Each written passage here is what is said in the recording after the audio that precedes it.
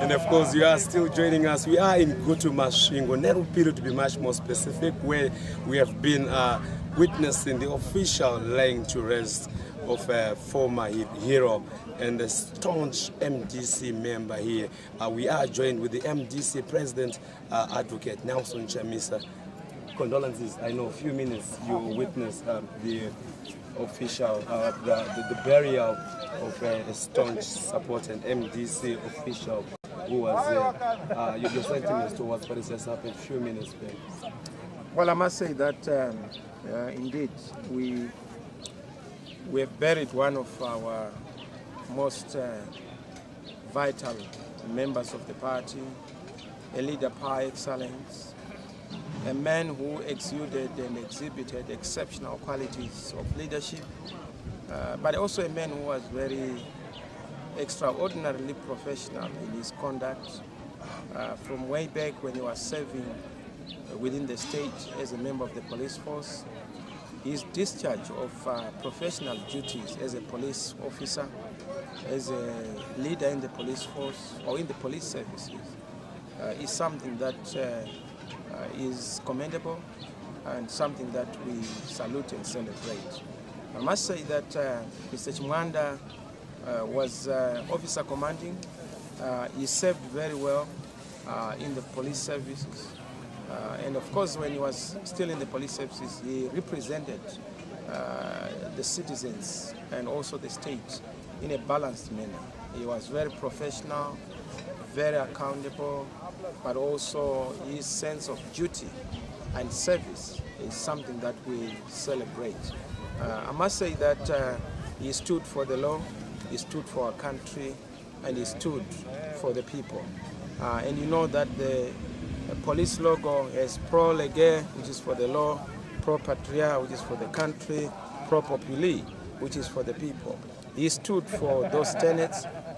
He represented the people, the law, and the country in his discharge of duties. And this is one exemplary show of leadership, and that is what we want to be emulated by our police officers this day and going forward, to save your country, to obey the law, and to respect citizens, to love the people, and to discharge your duties in a manner that does not bring police officers at loggerheads with the people. There is no need for police officers to be in a warring mood all the time, to be macho and to be militant, even where there's no need. There's no need to have a riotous mindset for police officers. There's no need for us to have an acrimonious relationship between the citizens and the police officers. Police officers must actually be the best friends of the citizens, and the citizens must also treat police officers with dignity, because they are putting on badges of patriotism. When they are putting on the uniform, they are putting on something that we must all honor. So that is what Mr. Chamwanda represented, and this is what we then deployed him to do within the party, where he was serving as Secretary for Defense and Security Services, because we wanted him to help in restructuring, in changing the culture of the police force, and also changing the culture of the defense services and also the security services in the country. So we're working on a new structure that is modernized, that is also respecting our history in patriotism. During the liberation struggle, we have certain traditions that we also want to carry forward. So we're sort of having a hybrid that would see us modernizing to have a smart police services, to also have a smart security services sector, so that we're able to respect our security services, but also making sure that we take them away from partisanship. We didn't want them to be so partisan in their approach. Police officers, police services must not be politically partisan. They must not respect a political party, and that is what Mr. Chamwanda represented. So that is the reform that he was working on. We've lost a comrade, we've lost a gallant fighter, a professional man, an advisor, a very stable man, a man who was a leader par excellence. So yes, we are here to do what we always do, in solidarity with the family, because we are a social democratic party. Our values are justice, equality, freedom, and solidarity. So solidarity is very important. Fraternal relations with the family of the departed. And of course, we are also a family. We have lost a comrade, we have lost a family member. We had to come here as the MDC Alliance family to give our honor. Yes, we're also urging Zimbabweans to be very cautious of the pandemic. Always put your mask on, as I always do. But of course, because there's social distance, there's no need for me to be putting it on. But I encourage all those citizens in public places, please put on your mask. Please exercise social distance. Please, let's have hygiene, sanitize. Let's make sure that we defeat COVID. But to be able to do that, we also need to be very cautious. So we have to balance between, the fear of this COVID by having this kind of a funeral, but also making sure that we give honor and due regard and respect to the departed. Let me just take you back to Mr. Chamwanda. I understand he was a senior assistant commissioner before he resigned, which is a very top and senior position there in the police offices. Of course, very senior position, but also our signal there is to say, I've listened to people who say this thing, no, MDC, why are they taking ZANU-PF people, or why are they taking people who have served within the state? To build Zimbabwe, you don't do it on a partisan basis. You don't do it on an enclave of a political party.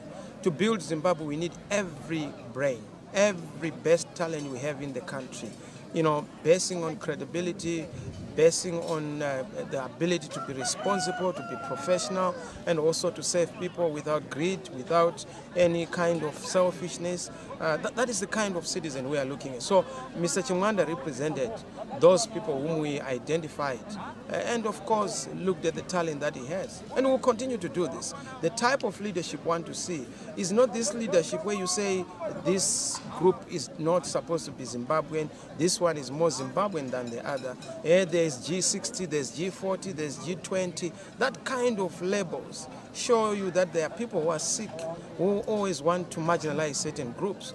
Zimbabwe is for G everything, G all ages. No, don't talk about G60, G70, G40, G20, all those classifications. That kind of labeling, that kind of taxonomy is an indication of sickness in our society. We need every Zimbabwean, and let's look at the character and content of an individual, not his color, not his skin color, not his tribe, not his race, but let's look at the contribution and the character and the quality of your contribution to our country. So Mr. Chamwanda represented that character we want to see, professionalism, that character we want to see, leadership by excellence, that character we want to see, a unifier, that character I want to see, a man of peace, that character I want to see, a man who was able to, combine all the ages. It's not just the generational consensus of the young.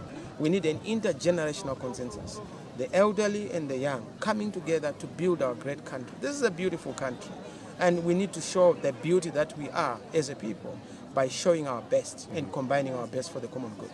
Speaking of professionalism and the way he deployed his duty, let me take you back to the year 2000. Many people know Chamwanda as one man who was apolitical. There was an incident, I don't know if you still remember it, where he literally actually arrested Hunji because of political disturbances that he had actually instigated. Yeah, it shows that he was not playing around any political size, or neither was he politically affiliated, but he was just applying the rule of law as it was.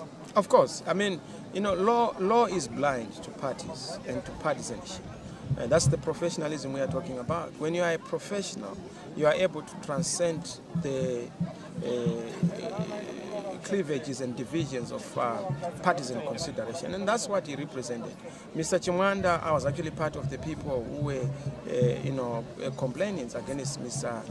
Wunj then. I mean, during the 2000, it was in Masvingo, and he was actually in Masvingo where he did an excellent job as the officer commanding. And that's what we want to see.